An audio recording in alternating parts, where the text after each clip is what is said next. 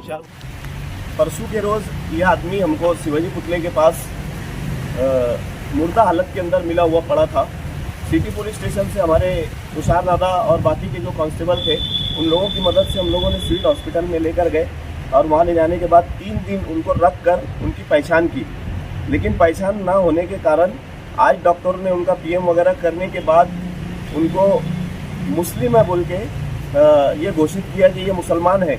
उससे पहले तो ऐसा तय हुआ था कि इनको शमशान वगैरह में ले जाके इनकी दफन विधि की जाए कानून के मुताबिक, लेकिन फिर हम लोगों ने उसके अंदर दखल लेते हुए तुषार दादा से और हमारे दादा से कांटेक्ट किया। इन लोगों ने हमको बोला कि यार ठीक है, आप लोग जैसा बोलेंगे। हमने सिटी पुलिस स्टेशन के पीआई साहब से बात की और बात करने के बाद उनको मालेगांव महानगर पालिका के कर्मचारी भी यहाँ पर मौजूद है, उनकी मौजूदगी के अंदर आयशा नगर कब्रिस्तान में लाकर हमारे भाई वगैरह ने उनको मुबारक भाई वगैरह ने नहलाया। नहलाने के बाद अभी कफन वगैरह पहना के इस्लामी तरीके से पुलिस वालों के सामने हम लोग ये डेड बॉडी को अभी आयशा नगर कब्रिस्तान के अंदर ले जाकर उसकी तदफीन कर रहे हैं। ऐसी मालूमात हम लोगों ने आप लोगों को दी।